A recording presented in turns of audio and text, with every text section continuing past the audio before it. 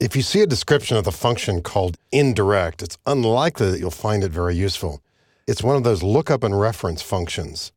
As we slide over it here from the Formulas tab in the ribbon, indirect is described as returns the reference specified by a text string. Many examples use something like this. In a certain cell, you've got a cell address displayed, and you want to be able to get the content of that cell. Maybe this is set up in such a way that it's dynamic. If we type the function indirect and then refer to that cell, we won't get a C3, we'll get the contents of cell C3. So how useful is this likely to be? In this particular workbook, this worksheet called Indirect 1 has formulas in these cells here that gather data from 4 other sheets, East, South, Midwest, and West. They're all in the same workbook. As we take a look at one of these formulas in cell B3, we see that we're adding up data from each of the B3 cells in the East through West sheets. East, South, Midwest, and West is the notation style that we're using there to refer to all of those sheets. Now, what we also want to have here is the total found on each of those sheets. For example, on the East sheet, we've got a grand total there in cell G6, and we'd like to have that be displayed right here. And we have the same situation for South and Midwest and West. Now, imagine if this structure were set up for 50 different states. Putting in one of these formulas isn't so bad. Putting in 4 of them maybe isn't so bad. But there should be a way to write this formula in such a way that we could just copy it down the column. So let's begin with a simple idea. We're only writing one formula for the moment, and we want to get the total out of the East sheet. Type equal, click on the East sheet, then click the cell in question, G6, and press enter. And we have an answer.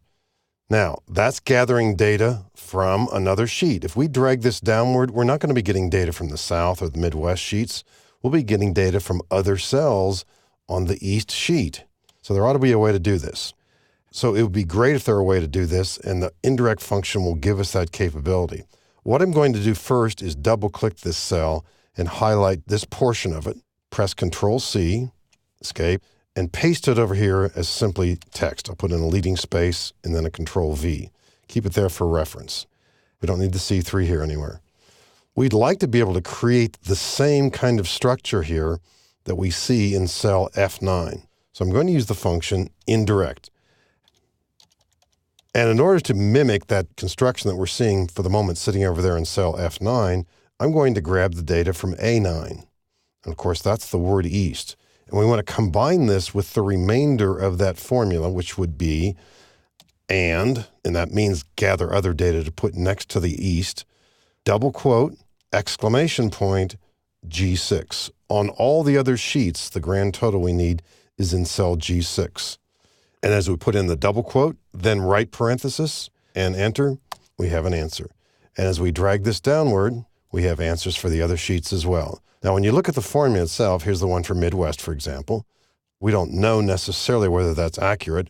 Just a quick look will verify that. We don't see the word Midwest in here, but that is exactly what's occurring.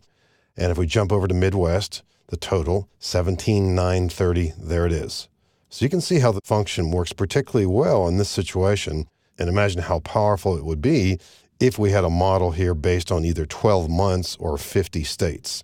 This is the way to get it done quickly with the indirect function.